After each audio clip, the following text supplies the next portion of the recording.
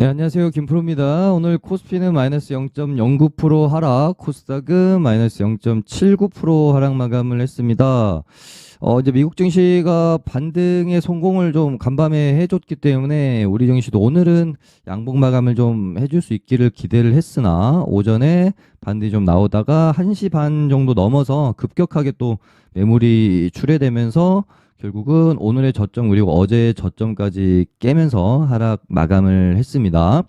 오늘 이제 오후에 여기 이제 요 구간 안에서 매도가 나온 어떤 주체를 보면은 좀 개인들이 좀 못 버티고 많이 던지는 것 같다는 느낌도 들었거든요. 그래서 보시면 오늘 개인들이 1800 팔고 외국인이랑 기관 쪽에서는 일단 좀 매수에 가담은 했다. 근데 외국인의 매수세가 뭐 그렇게 크다라는 느낌도 사실은 많이는 없고 기관도 뭐 투신이나 연기금 같이 좀 이렇게 롱텀하게 보는 주체보다는 단기성으로 좀 많이 치고 빠지기 잘 하는 주체죠. 금투 쪽에서 사가지고요. 일단은 뭐 신뢰성에서는 그렇게 높게 점수를 쳐주긴 좀 힘들 것 같고 제가 요날 방송이었던 걸로 제가 정확히 이제 기억을 하는데요. 9월 12일 날이었거든요. 이때 이제 그간 2023년 1월부터 장장한 9월까지 거의 이제 9개월 동안 시장을 주도했던 뭐 이제 로봇, AI, 반도체, 그다음에 뭐 2차 전지 그 안에서 뭐 의료 AI, 뭐 의료 기기, 비만 치료제 이런 어떤 제약 바이오도 있었잖아요.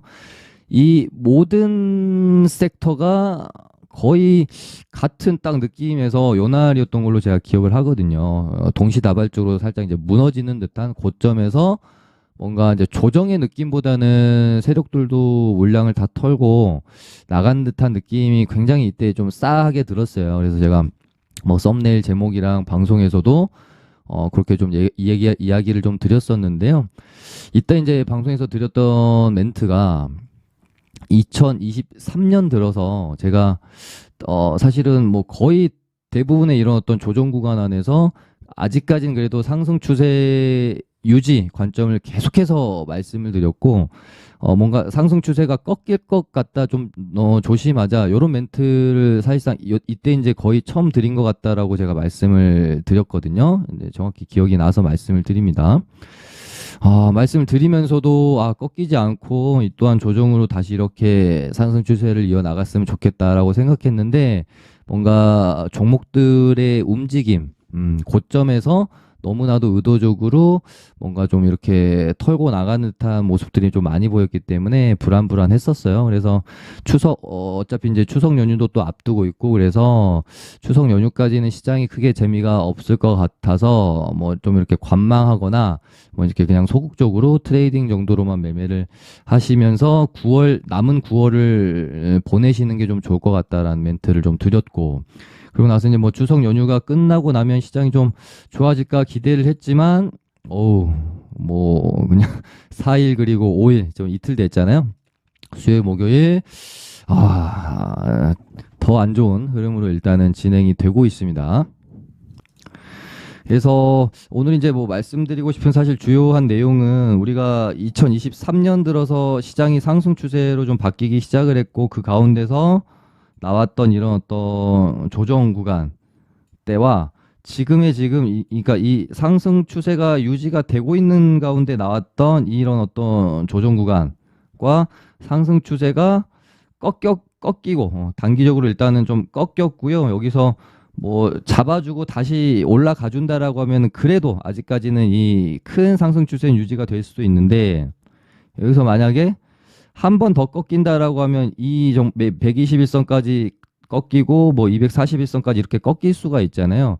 그래서 지금은 요때랑은 완전히 지금 시장 상황과 주가의 위치 자체가 다르기 때문에 요때처럼 뭔가 조정 구간 안에서 주도 섹터였던 종목들을 무분별하게 좀 뭐 이렇게 산다든지 매수한다든지 그러니까 섣불리 저점을 잡으려고 하는 그런 매매 포지션보다는 지금은 요때랑은 확연히 좀 시장 흐름 자체가 많이 다르고 불안한 상황이기 때문에 외바닥을 잡으려는 뭐 그런 생각 혹은 뭐 충분히 이 정도면 많이 하락한 거 아닌가라고 생각해서 매수에 가담을 하는 그런 용기는 잠시 좀 접어두고요.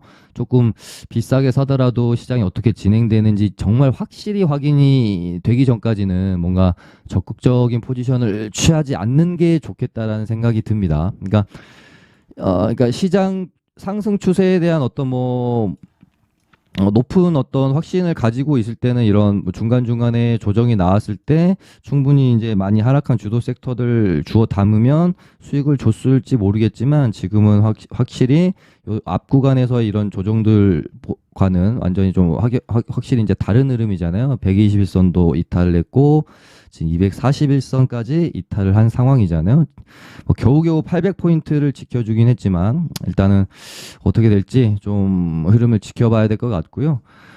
이런 어떤 뭐 외바닥을 잡으려고 하기보다는 확실히 추세가 좀 이렇게 예를 들면은 최소한 이 정도 추세는 벗겨내는 상승을 확인을 하고 좀 뭐 포지션을 잡는 게 좋을 것 같아요. 여기서 뭐 바닥을 이런 식으로 잡아주고 이 하락 추세를 한 번 정도는 뚫어주고요. 근데 여기 이제 뚫어줬다라고 해서 매수 가담하는 게 아니라 한번 뚫어주고 이렇게 갈 일은 없어요. 지금 시장 상황이 뭐 이렇게 외바닥 잡고 다시 이렇게 갑자기 급등할 일은 없기 때문에 추세를 뚫었다고 하더라도 다시 한번 눌릴 겁니다. 그리고 나서 이런 식으로 돌아 나가면서 이런 구간까지는 좀 기다려야 될 것 같습니다. 여기서 뭐 한번 뚫었다라고 해도 다시 이렇게 하락할 가능성도 우리가 배제할 수 없기 때문에 지금은 싸다고 막 무분별하게 매수할 자리는 아니다. 최대한 기다렸다가 좀 높게 사더라도 시장이 완전히 좀 진정세를 찾고 바닥을 확실히 좀 안 들어갈 때까지 기다리자라는 말씀을 오늘 좀 드리고 싶네요. 네, 그럼 뭐 종목들을 살펴봐야 될 텐데 사실은 뭐 무슨 말씀을 드려야 될지 잘 모르겠습니다. 일단은 뭐 시장의 가장 큰 파일을 차지하고 있는 2차 전지 애들이 계속해서 맥을 못 추고 있어요. 에코프로도 고점 대비하면은 거의 지금 반토막이 나긴 났거든요. 한 46% 정도 빠졌으니까 50%면은 요 정도 구간인데요. 그래도 고점 대비 한 50% 정도 빠지면 반등이 좀 나올 수 있는 구간은 되기는 하는데 아마도 이 구간 정도에서는 한번 반등을 기대를 해볼 수는 있지 않을까 그런 생각 정도는 있네요. 여기 이제 저항이었던 구간을 뚫으면서 요 이제 파동이 시작됐던 구간이거든요. 그래서 뭐 70, 뭐 9만 원, 뭐 그 정도 80만 원 언저리 정도 일단은 될 것 같은데 그렇다라고 해도 에코프로가 지금 한 10만 원 언저리 한 12만 원 요쯤에서 이제 시작을 해가지고요.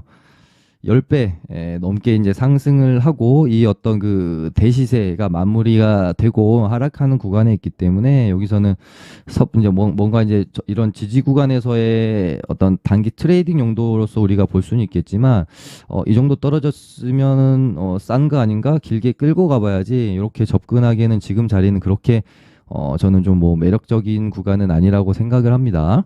항상 우리가 이제 이런 조정 구간에서 살 때는 상승 추세가 좀 확실히 유지되고 있다라는 판단하에 접근하는 게 좋을 것 같은데 10배 넘게 오른 주식이 이 대파동을 끝내고 여기도 보면 이렇게 보면 또 어떻게 보면 또 쌍봉 자리이기도 하고요. 그래서 어떤 트레이딩용으로 잠깐 매매는 해볼 수 있겠으나 이렇게 떨어질 때 싸다고 분할 매수해서 롱텀하게 들고 가기에는 조금 저는 부담스럽다라는 생각이 들어요. 에코프로 BM도 여기 이제 한 241선 구간 정도가 그래도 지지가 좀 나올 수 있는 구간이지 않겠느냐 일단은 좀 보고 있어서 에코프로가 한 반토막 나는 구간이랑 요 정도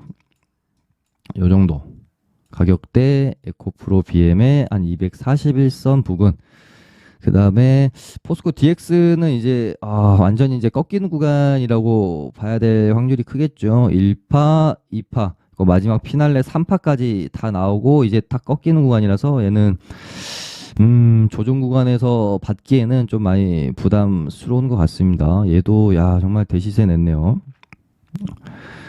그리고 다른 뭐 포스코 그룹주들도 좀 마찬가지고 그래서 아까 이제 시장을 지금 여기서 완전히 하락이 멈추고 저점이 잡힌다라고 좀 보기에 조금 개인적으로 우려감이 드는 부분이 이런 부분입니다. 지금 시장에서 가장 큰 파일을 차지하고 있는 에코랑 포스코 그룹주들이 여기서 하락을 좀 멈추기보다는 조금 더 아래 구간으로 룸이 열려 있다라는 생각이 들어서 얘네들이 추가 하락이 나온다라고 하면은 우리 뭐 지수는 당연히 힘을 못 쓸 수밖에 없잖아요. 그래서 조금 뭐 보수적으로 보자라는 말씀을 드릴 수밖에 없을 것 같습니다. 뭐 어제 오늘 그래도 반도체 쪽 애들이 뭐 2차 전지에 비하면 좀 버티고 있기는 한데 시총 사이즈 자체가 너무 좀 차이가 많이 나죠. 에코프로 뭐 20조, 에코프로 BM 뭐 22조, 포스코 DX도 한 8조, 거기다 뭐 금양도 아직도 지금 한 7조 정도 되니까요. 사이즈 자체가 좀 다르다. 그래서 뭐 얘네들이 좀 더 추가 하락을 해야 된다라는 관점 안에서 봤을 때 얘네들이 하락하는데도 불구하고 이 부분을 상쇄할 만큼 이끌어줄 수 있는 섹터가 지금 코스닥에 존재하느냐, 그렇게 보면은 지금으로서는 없다라고 사실은 보는 게 맞거든요. 2차 전지를 제외하고 막 다른 섹터들만 막 불을 뿜듯이 뭐 제약바이오, 뭐 반도체 이쪽 애들이 뭐 달려준다라면 모를까. 지금 뭐 시장의 여건과 어떤 모멘텀 상에서 그렇게 우리가 생각하기엔 좀 힘든 부분이 있을 것 같고.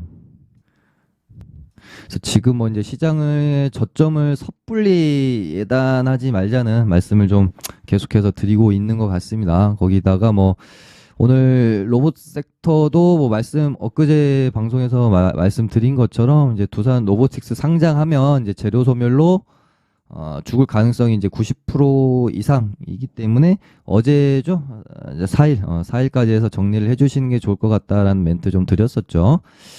그러니까 보통 이제 예전에 뭐 LG 에너지 솔루션도 그렇고요. 이번에 두산 로보틱스도 그렇고, 물론 이제 시총 차이는 많이는 납니다만은 그래도 한 1조 이상대 조금 대여라고 우리가 부르는 애들 중에 정말 시장의 관심을 한 몸에 받으면서 상장한 애들 치고, 예전에 뭐 SK 바이오팜 그때 뭐 이제 따상 열풍 불 때 있죠. 그 이후로는 대여가 상장해서 첫날부터 막 이렇게 좋은 모습을 보였던 적이 거의 없어요. 그래서 오늘도 두산 로보틱스가 그렇게 뭐 잠깐 좀 올랐다가 죽을 것 같다라는 느낌은 있었는데, 뭐 두산 로보틱스가 뭐 크게 뭐 그러니까 좋은 모습을 보였더라도 아마 로봇주들은 재료 소멸로 죽었을 가능성이 좀 높을 거다라고 생각을 해요. 그래서 일단은 뭐 이제 하락에 대한 뭐 반등도 좀 나오고 하겠지만, 일단 로봇주들은 당분간은 조금 보기가 어렵지 않겠느냐. 한참 좀 시간이 지나고 나서 그런 다음에 또 다시 새로운 좀 뉴스가 생긴다거나 로봇주에 대한 모멘텀이 발생이 된다라거나 아니면 충분한 또 조정을 거치고 나서 그런 다음에 좀 볼 수 있지 않을까. 그래서 로봇주들은 저는 웬만하면 뭐 개별적인 뭐 뉴스가 있는 종목들은 뭐 접근할 수 있겠지만 당분간은 조금 뭐 볼 이유가 좀 없을 것 같다는 생각이 들고요.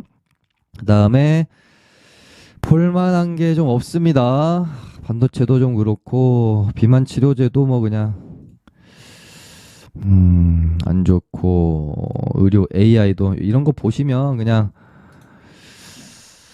전혀 어떤 그 중간중간에 주가 관리가 없을 때 이런 형태의 이제 주가 흐름들이 나오거든요. 근데 지금 보시면 거의 대부분이 이런 모습들이에요.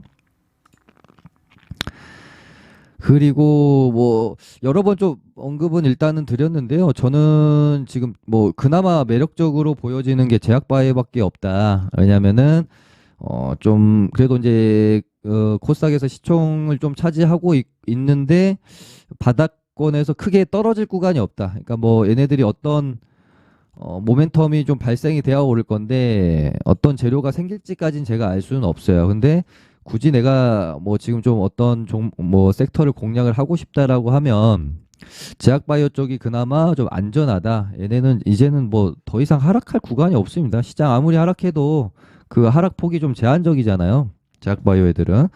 뭐 HLB도 보시면은 그렇고 한미 애들도 뭐 여러 번 좀 언급을 드렸던 것 같은데 얘네들도 시장 아무리 하락해도 물론 이제 폭락이 나오면 한 번 정도는 꺾일 수는 있겠지만 음, 아래쪽으로는 크게 하락할 구간은 없고 혹시 뭐 시장이 바닥 잡고 제약바이오 쪽에 모멘텀이 좀 생기면 그게 좀 튀어오를 수 있는 부분이라서 전 제약바이오 쪽에 어떤 뉴스가 좀 발생이 되는지 계속해서 좀 보고 있는 상황이에요. 엑세스바이오 같은 경우에는 이제 뭐 수요일 날 방송에서 좀 좋게 보고 있다라는 멘트 드렸었는데 그래도 시장 대비 충분한 또 반등이 나오고 나서 얘도 이렇게 보면은 좀 꺾이는 모양새긴 한데 한 이틀간 충분한 또 먹을거리는 또 줬죠.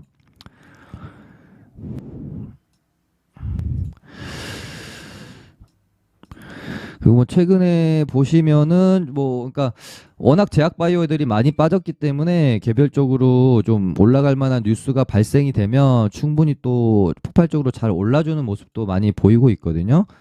카나리아 바이오도 그랬고요. 세종 메디칼 이렇게 좀 올라오는 모습들. 그래서 지금 좀 제가 가장 관심 있게 보고 있는 쪽은 제약 바이오고요. 시장이 뭔가 안정을 찾고 했을 때 좀 이렇게 좋은 뉴스가 나오면 크게 올라줄 수 있는 애들이 저는 제약 바이오라고 보고 있어서 이쪽으로 관심을 좀 가져보시면 좋을 것 같다라는 생각이 들고 그다음에 그나마 테마 쪽에서는 눈여겨볼 만한 게 그래도 이제 사우디 관련 재료가 계속해서 뉴스도 나오고 있고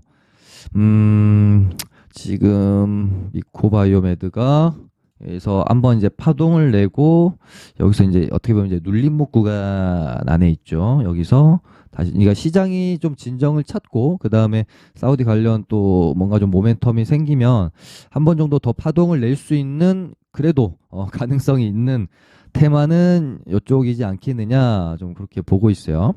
그래서 뭐 미코바이오메드, 뭐 SY나 뭐 히림 얘네들이 좀 흐름을 좀 만들어 가는지 일단은 좀 지켜봐야 될 것 같은데요. 이게 지금 제가 뭐 공략을 하자라는 말씀을 드리는 게 아니라 지금은 사실은 아무것도 안 하는 게 돈 버는 장입니다.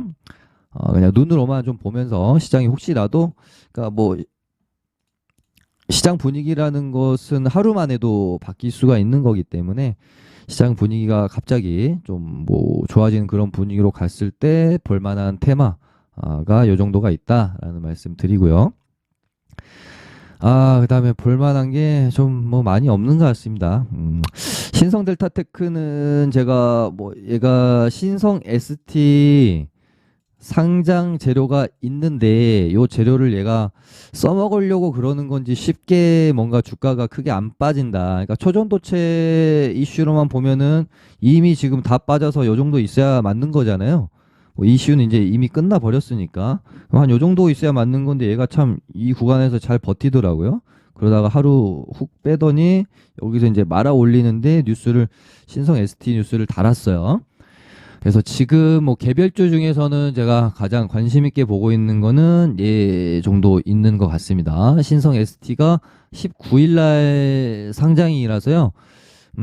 뭐 기간도 어느 정도 좀 또 남아 있고 그러다 보니까 얘가 어떻게 움직일지 궁금하네요. 이런 어떤 저항 구간 55,000원이나 6만 원을 진짜 또 한 번 이 재료를 가지고 뚫어낼 수 있을지 움직임을 좀 잘 주시해봐야 될 것 같다라는 생각이 들고요. 그다음에 이제 시장이 그냥 이런 식으로 계속 움직일 것 같다라는 느낌이 들어요. 최근에 뭐 CBDC 테마 디지털 화폐 애들 움직였고 그다음에 오늘은 뭐 AI 쪽 조금 움직임이 있었죠. 개별 이슈 달면서 그냥 약간 뭐 잡주성 테마 혹은 뉴스 있는 개별주들만 움직임이 나오면서 계속 좀 당분간은 이런 분위기가 지속이 될 것 같다는 느낌이 드네요. 네, 뭐, 볼 게 좀 많이 없고요. 뭐, 시장이 어느 정도 이제 안정세를 찾기 전까지는 뭐, 딱히 뭐, 적극적으로 뭐, 이렇게 시장에 개입해가지고 치열하게 뭐, 매매하려고 하지 않을 것 같아서 저는 그냥 당분간 관망세를 유지하자라는 말씀을 드리면서 오늘은 요 정도 하고 마쳐보도록 하겠습니다. 감사합니다.